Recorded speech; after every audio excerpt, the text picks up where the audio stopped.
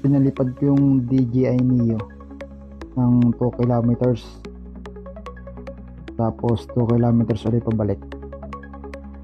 Yan yung resulta. Yan yung sa Google Map dito sa town of Manning, Alberta. Ayan siya.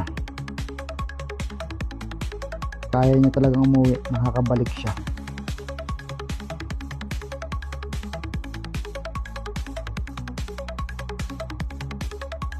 Kaya niyang abutin yung 2 kilometers.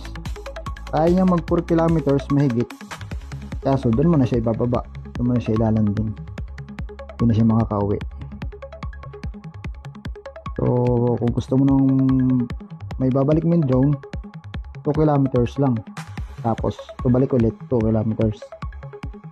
So ayan, pinabalik ko na dyan kasi naka 2 kilometers na.